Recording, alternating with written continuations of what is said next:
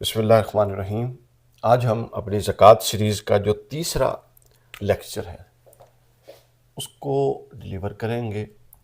یہ زکوٰۃ سیریز اور یہ نمبر ہے جی 3، کیونکہ آپ اگر اس سیریز کو دیکھ رہے ہیں اور اس کی ترتیب آگے پیچھے کریں گے تو پھر آپ کو پوری اس چیز کی سمجھ نہیں آئے گی، کیونکہ عین ممکن ہے اس لیکچر میں کچھ ایسی اصطلاحات استعمال ہوں جس کا مفہوم پہلے بیان ہو چکا ہے، تو لہٰذا اس کا لحاظ رکھنا اور اس کا خیال رکھنا بہت ضروری ہے۔ آج ہم بیان کریں گے زکوٰۃ کا سبب۔ ایک پہلو ذہن نشین رکھیے کہ زکوٰۃ کے اس کے لیے دو چیزیں استعمال ہوتی ہیں، دو لفظ، ایک سبب اور ایک شرط۔ ٹھیک ہے، جو سبب ہوتا ہے یہ کسی چیز کے وجوب پر موقوف ہوتا ہے، یعنی کسی چیز کا واجب ہونا اس کے سبب پر یا اس کی شرائط پر موقوف ہوتا ہے، مگر علماء بالخصوص جو سبب ہے اس کو وجوب کے ساتھ جوڑتے ہیں اور اس کو وجوب کے لیے لازم قرار دیتے ہیں۔ یعنی سبب اور شرط میں تھوڑا سا فرق ہے۔ سبب ہوتا ہے کسی چیز کو واجب کرنا، اور شرائط ہوتی ہیں اس کی ادائیگی کی صحت کو ثابت کرنا۔ وہ شرائط ہوتی ہیں جو یہ ثابت کرتی ہیں کہ ہاں جی اس کی چیز کو وہ ادا ہو گئی۔ مثلا زکوٰۃ میں آپ نے دینا ہے، کسی کو شرط ہے کہ کسی کو مالک بنائیں، ٹھیک ہے۔ اس کے بعد زکوٰۃ کے اندر شرط ہے کہ دینے والا عاقل بالغ ہو، ٹھیک ہے۔ اب یہ صحت ادائیگی کی شرائط ہیں، ٹھیک ہے، اور وجوب کی شرائط یہ ہیں کہ یہ سبب پائے جانے والے چاہیے۔ اس لیے جب ہم شرائط کی بحث کریں گے نا، شرائط کی، یہ شرط کی، تو اس کو فقہ کی کتابوں میں صحت شرائط لکھا ہوا ہے، ٹھیک ہے نا، صحت زکوٰۃ، صحت شرائط، تو یہ صحت کے لیے ہوتی ہیں، اس کی ادائیگی کے لیے۔ اب ہم بات کریں گے سبب کی طرف وجوب کی نسبت اور شرائط کی طرف صحت کی نسبت ہوتی ہے، جو کہ میں نے عرض کر دیا۔ اچھا، زکوٰۃ کے اسباب جو ہیں وہ 4 ہیں، کل 4 چیزیں ہوں تو زکوٰۃ واجب ہو جاتی ہے۔ پہلی چیز ہے نصاب نامی، یہ بات ذہن نشین رکھیے، یہ نصاب نامی۔ دوسری چیز ہے قمری سال کا گزرنا۔ تیسری چیز ہے قرض کا نہ ہونا، اور چوتھی چیز ہے نصاب کا حاجات اصلیہ یا نصاب کا ضروریات اصلیہ کے علاوہ ہونا۔ جب یہ 4 چیزیں پائی جائیں گی تو اس شخص پر زکوٰۃ واجب ہو جائے گی، دینی لازم ٹھہرے گی۔ اب اس کی تھوڑی وضاحت سن لیں۔ نصاب سے کیا مراد ہے؟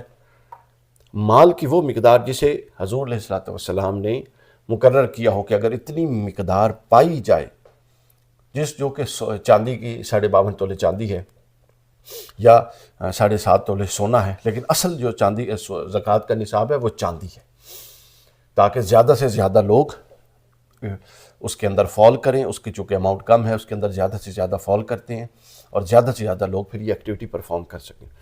تو اس کے 52.5 تولے چاندی کی جو مالیت ہے وہ کسی بھی صورت میں آپ کے پاس موجود ہو، کیش کی شکل میں، سونا چاندی کی شکل میں، یا ضروریات اصلیہ کے علاوہ کوئی بھی ایسی شے، بانڈز، شیئرز، کسی بھی ایسی شکل میں، اور ان پر سال گزر چکا ہو، تو وہ پھر اس کو نصاب کہتے ہیں۔ اچھا، ایک ٹرم یہاں استعمال ہوئی ہے نصاب نامی، تمام فقہ کی کتابوں میں۔ یہ بڑی امپورٹنٹ ٹرم ہے، اس کو سمجھنے کی ضرورت ہے کہ نصاب نامی کیا ہے، اس کو سمجھ لیجئے۔ یہاں سے ساری کنفیوژن ہوتی ہے۔ اہل تشیع اور اہل سنت میں جو اختلاف ہے فیضان صاحب، وہ نصاب نامی کی وجہ سے، کیونکہ عام مشہور ہے کہ اہل تشیع زکوٰۃ نہیں دیتے، حالانکہ ایسی بات نہیں ہے، زکوٰۃ تو سارے مسلمان دیتے ہیں۔ ہر ایک کے ہاں پھر فقہی اختلافات ہیں۔ وہ کیش پر، پیسے پر زکوٰۃ نہیں دیتے، چونکہ مال نامی وہ ہوتا ہے جو بڑھنے والا ہو، بڑھنے والا خواہ حقیقتاً ہو خواہ حکماً ہو۔ ان کی رائے یہ ہے کہ جو مال ہے یہ تو ڈی ویلیو ہوتا ہے، اس پر زکوٰۃ کیسی ہو، یعنی یہ ان چیزوں میں ہے جس پر نہیں ہوتی زکوٰۃ۔ لیکن اہل سنت کا جو موقف ہے اور جو مضبوط موقف ہے وہ یہ ہے کہ حقیقتاً یا حکماً، یہ 2 لفظ ہیں، بڑھنے والا حقیقتاً ہو یا حکماً ہو۔ اس کے لیے ایک لفظ استعمال ہوتا ہے بالقوہ، پوٹینشل، جس کے اندر بڑھنے کا پوٹینشل ہو، ضروری نہیں وہ پڑا بڑھے۔ اب سونا چاندی دیکھیں، اس کا ریٹ کم بھی تو ہو سکتا ہے، ضروری نہیں بڑھے۔ جب کم ہوتا ہے تو کیا وہ زکوٰۃ کے سے نکل جاتا ہے اور ہم اس کو وہ غیر نامی میں لے لیتے ہیں کہ چونکہ مال کم ہو گیا؟ نہیں، چونکہ جو سونا چاندی ہے وہ تو حضور علیہ الصلوۃ والسلام نے، شارع نے مقرر کر دیا، اس پر تو زکوٰۃ ہونی ہے۔ مال نامی اس کو کہتے ہیں جو بڑھنے کا پوٹینشل رکھتا ہو۔ مثلا مال تجارت ہے، ممکن ہے آپ کو نقصان ہو، لیکن وہ پوٹینشل رکھتا ہے، پیسہ ہے، ایکچولی ویلیو ہو رہا ہے مگر وہ بڑھنے کا پوٹینشیل رکھتا ہے، آپ اس کو کسی بھی ایکٹیویٹی کے ذریعے آگے بڑھا سکتے ہیں، اس کے اندر یہ پوٹینشیل ہے۔ تو لہٰذا یہ بات ذہن میں رکھیے کہ مال نامی جو ہوتا ہے وہ ہوتا ہے جو آگے بڑھتا ہو، جس کے اندر بڑھنے کا پوٹینشیل ہو مثلا، اور جس کے اندر بڑھنے کا پوٹینشیل ہو وہ غیر نامی ہوتا ہے، جس پر ہم آگے آ جائیں گے۔ اچھا، اب مال نامی کی دو قسمیں ہیں، پیدائشی مال نامی اور فعلی مال نامی۔ پیدائشی مال نامی وہ ہوتا ہے، یہ صرف سونا اور چاندی ہے، ٹھیک ہے، جو اوپر جائیں نیچے جائیں ان پر آپ نے زکوٰۃ نہیں دینی ہوتی ہے، چونکہ نصاب نامی پر زکوٰۃ ہے، لہٰذا اس پر زکوٰۃ ہوگی ہی ہوگی۔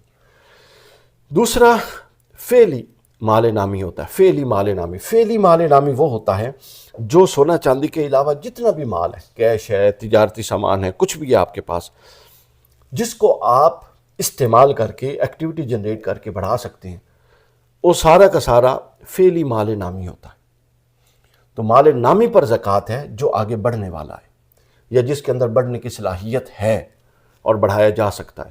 اب غیر نامی کون سا ہے؟ غیر نامی وہ ہوتا ہے، اور غیر نامی پر زکوٰۃ نہیں ہوتی، یہ بات ذہن میں رکھ لیں، غیر نامی پر زکوٰۃ نہیں ہوتی، مال نامی پر زکوٰۃ ہے۔ غیر نامی کون سا ہے؟ میں اس کی کچھ مثالیں دیتا ہوں، آپ کو کنسیپٹ سمجھ آئے۔ مفقود مال، مفقود کا مال، ایک شخص ہے وہ غائب ہے، گم ہو گیا ہے کہیں، مطلب سفر میں کھو گیا، کوئی پتہ نہیں لگ رہا، اس کے مال پر زکوٰۃ نہیں ہوگی چونکہ مفقود کا مال ہے۔ اب پوٹینشلی جب آپ سوچیں گے تو کون ہے جو اس کے مال کو کیئر ٹیک کرے، اس کو آگے بڑھائے اور سارا کچھ کرے، تو لہٰذا اس کا مال اس بنیاد پر اس کے اندر سے نکل جائے گا۔ پھر یہ تو گمشدہ فرد تھا، یہ گمشدہ مال ہے، اس پر بھی زکوٰۃ نہیں ہوگی، اگرچہ کہ اس کا امکان ہو کہ آپ کو مل جائے، اس پر زکوٰۃ کیوں نہیں ہوگی؟ چونکہ یہاں ایک اصول ہے جو آگے بھی میں بیان کروں گا، یہ حدیث لکھی ہوئی ہے، ذہن میں رکھ لیں۔ انتفاع ناممکن ہو اور ملک باقی بھی ہو، انتفاع سے مراد ہے مال سے فائدہ اٹھانا، ایکٹیویٹی جنریٹ کرنا، اگر یہ ناممکن ہو اور ملکیت پھر بھی باقی ہو، اس کے باوجود اس مال پر زکوٰۃ نہیں ہوتی۔ زکوٰۃ اس مال پر ہوتی ہے جس کے سے فائدہ اٹھانا بھی آپ کے ہاتھ میں ہو اور جو آپ کے قبضے کے اندر بھی ہو۔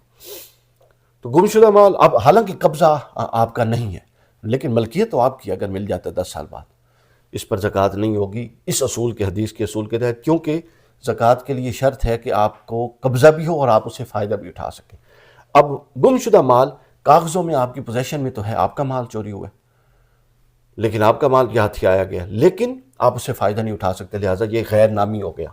پھر اس کے بعد آگے چلے، مغضوب مال، غضب ہو گیا کسی کا مال، غضب کر لیا، کسی نے چوری کر لی، رستے میں گن پوائنٹ پہ چھین لیا، بہت ساری نقدی تھی، وہ زکوٰۃ کے اندر شامل نہیں ہوگا، کیونکہ اگرچہ کہ ملک اس کی ہے، ملکیت اس کی تھی، لیکن اب اسے فائدہ نہیں لیا جا سکتا۔ آپ نے کوئی مال کہیں دفن کیا، بھول گئے کہاں پہ دفن کیا ہے، اب چونکہ ملکیت اس میں بھی قائم ہے لیکن فائدہ نہیں اٹھا سکتے، لہٰذا وہ بھی جائز نہ رہا۔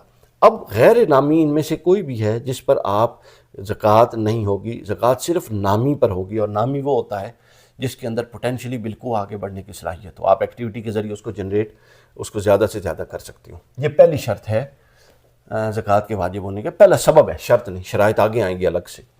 دوسرا سبب ہے قمری سال کا گزرنا، یہ بات ذہن میں رکھ لیجیے، شمسی نہیں، 12 مہینوں کا گزرنا شرط نہیں ہے، یہ والے شمسی جو ہمارے جنوری فروری، یہ نہیں، شمسی سال کا گزرنا، جس طرح تمام عبادات کے لیے شمسی نظام چلتا ہے، تو قمری نظام چلتا ہے، تو قمری سال گزر گیا تو گویا زکوٰۃ واجب ہو گئی۔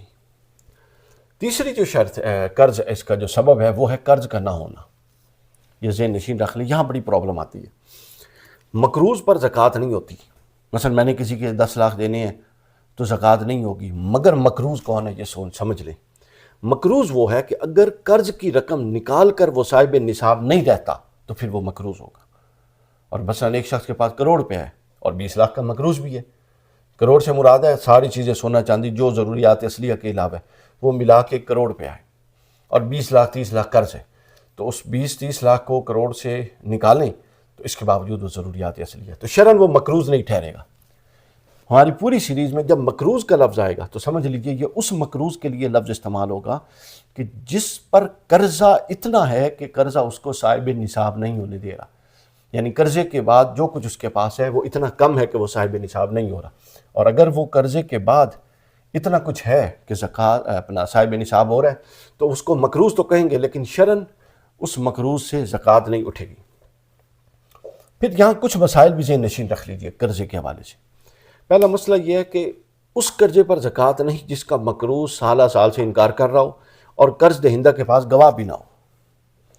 مثلا ایک شخص ہے، کسی نے اس سے پیسے لیے، اب جس نے لیے وہ مانتا ہی نہیں ہے میں نے لیے، اور دینے والے کے پاس کوئی گواہ بھی نہیں ہے، ایویڈنس بھی نہیں ہے، کوئی آن لائن ٹرانزیکشن کی کوئی ثبوت بھی نہیں ہے، اور وہ صرف زبانی کہتا ہے اور کوئی گواہ بھی پیش نہیں کر سکتا۔ اس مال پر اگرچہ کہ ظاہر ہے کہنے والے کے لیے تو یہ کہا جائے گا نا کہ جو کہہ رہا ہے جی یہ میرا مال ہے، تو ظاہر ہے اس کو زکوٰۃ کے حساب میں اپنے اس مال کو کیلکولیٹ کرنا ہے، لیکن اس مال کو کیلکولیٹ نہیں کرے گا چونکہ اس مال کی وہ پروسیڈنگز پوری نہیں ہوتی، وہ ریکوائرمنٹ جو کہ ضروری ہے۔ اور وہ ریکوائرمنٹ کیا ہے؟ گواہ کا موجود ہونا، کوئی ثبوت ایویڈنس پایا جانا، اس کے پاس کچھ بھی نہیں پایا جا رہا۔ اور قرض دہندہ جس نے مقروض جس نے قرض دینا ہے وہ بھی انکار کر رہا ہے۔ پھر ظلماً چھینی ہوئی چیز جو سالہ سال ملے اس پر بھی زکوٰۃ نہیں ہوگی۔ ہاں اگر ایسی کوئی چیز ہے یا ایسا کوئی قرض ہے جس پر گواہ بھی موجود ہے، دینے والا مان بھی رہا ہے کہ میں نے دینا ہے، لیکن وہ کسی مشکل تنگ دستی کی وجہ سے نہیں دے رہا اور وہ بڑے عرصے کے بعد جا کے دیتا ہے، تو پھر آپ اس کو اپنی زکوٰۃ جتنے سال گزرے ہیں وہ ساری سالوں کی زکوٰۃ اس کے اندر شامل کریں گے۔ اصول یہی ہے جو میں نے بتایا کہ اگر فائدہ اٹھانا ممکن ہو اور ملک باقی ہو، دو چیزیں ملیں گی تو زکوٰۃ ادا ہوگی، اور اگر فائدہ اٹھانا ممکن ہو اور ملک باقی نہیں پھر بھی زکوٰۃ نہیں ہوگی، اور اگر فائدہ اٹھانا ناممکن ہے اور ملکیت باقی ہے پھر بھی زکوٰۃ نہیں ہوگی۔ یہ قرض کے مسائل تھے۔ چوتھا اور آخری سبب ہے، سب سے ضروری، وہ ہے حاجات اصلیہ سے زائد ہونا۔ اب حاجات اصلیہ آج سے 400 سال پرانی کتاب میں پڑھیں گے اور اس کو حاجات اصلیہ کہیں گے، یہ نہیں، یہ ہر زمانے میں بدلنے والی چیز ہے۔ ہر زمانے کی حاجات اصلیہ الگ تھی۔ اب ایک زمانہ ہوتا تھا کہ اے سی کو اور ٹیلی فون کو لگژریز میں شمار کیا جاتا تھا، لیکن اب یہ حاجات اصلیہ میں آ گئے۔ اجماع ہے اس پر کہ حاجات اصلیہ پر زکوٰۃ نہیں، کسی کا اختلاف نہیں۔ پانچوں مکاتب فکر جو چار اہل سنت کے اور ایک اہل تشیع کا، سب کا اتفاق ہے۔ حاجات اصلیہ کیا ہیں؟ رہائش، خوراک، مکان، یہ جتنا بھی عالی شان و لگژری یہ حاجات اصلیہ میں ہے، بس ہو گیا۔ سواری، لباس، کاروباری ہتھیار، مثلا کسی کی دکان ہے، ٹھیک ہے، اس کے اندر اس کا انسٹرومنٹ ہے، ہتھیار ہے جس سے وہ اپنے کام کرتا ہے، وہ ضروریات اصلیہ میں سے ہیں۔ اسی طرح فیکٹری ہے، یہ بہت بڑی کنفیوژن ہے لوگوں کی۔ فیکٹری ہے، فیکٹری کی مشینری یہ حاجات اصلیہ میں سے ہے، چونکہ وہ مشینری چلے گی تو وہ فیکٹری پروڈکشن کرے گی، اور پروڈکشن کرے گی تو اس پروڈکشن پر زکوٰۃ ہوگی، را میٹیریل پر زکوٰۃ ہوگی، وہ آگے پورا اس پر چیپٹر آئے گا۔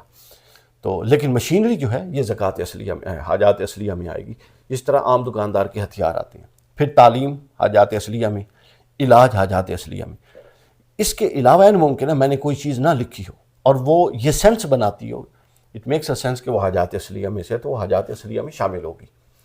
حاجات اصلیہ سے مراد یہ ہے کہ جس کے ذریعے، جس کے بغیر زندگی مشقت میں پڑ جائے اور بنیادی ضروریات سیکریفائس ہوں، قربان ہوں، تو اس کو حاجات اصلیہ کہتے ہیں۔ تو لہٰذا یہ چار سبب ہیں زکوٰۃ کے واجب ہونے کے: نصاب نامی ہونا، نصاب نامی پر سال کا گزرنا،